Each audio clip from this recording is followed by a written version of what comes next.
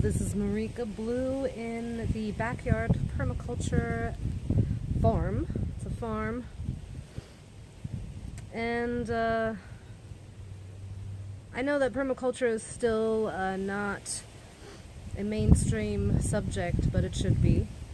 This is my second year doing it, and this year I am dry farming, and I guess some people had questions about that. I took all of the grass and other weeds that I don't want. Over the last 2 years I've been just collecting them, not putting them in the green trash. I also decided I'm not going to throw anything into the green trash ever again, because in permaculture you can learn where to put that stuff in the garden.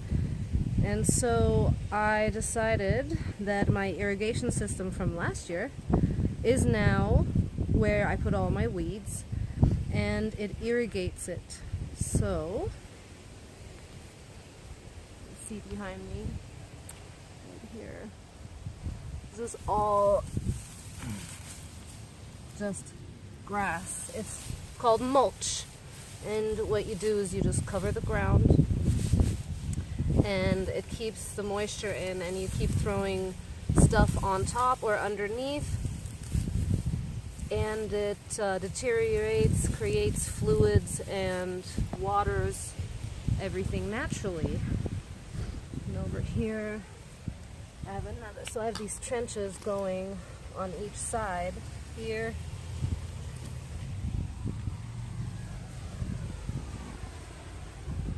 So there's a row of stuff to eat, and then where you walk, that's where you throw all your weeds and all your, I hate that spider grass shit. Now I'm taking the tomato plants down, these old ones, and I'm just tossing them into this ditch here that I created doing the irrigation system last year. And all of the weeds that are underneath are gonna die and create fluids. And I don't know if you can see this, but I've been not eating all the tomatoes, and the gross ones I throw into the ditch, and just naturally little tomato plants show up. So I'm just gonna let them grow, and this is kind of a great example of permaculture. Just, it's taking care of itself, and we're just guiding it, and we're just kind of focusing where the deterioration is supposed to happen. And it's just so much fun. Oh my goodness. So I actually bought 2 more tomato plants, some different ones, because I just kind of like having different varieties. And then next year I'm not going to buy any plants. I'm just going to let everything grow naturally. And everything has been reseeding really nicely from last year, and the rain has really helped this year. I'm just really happy with all the rain. So throughout this entire garden here, all the path, I was able to cover it. And then here's these tomato plants that I'm gonna put underneath.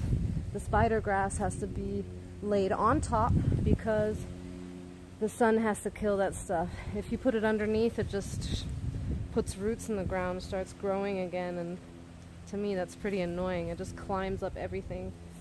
So this is all layers and layers and layers of weeds, and it keeps everything moist.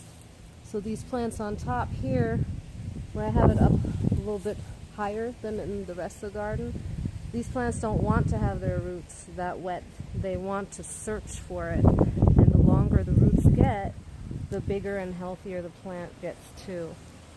So everything is just working together, and that's what dry farming is. And I just looked up this vineyard in Sonoma Valley that dry farms, and they say they have the best tasting wine because their plants aren't just watery, they're flavorful.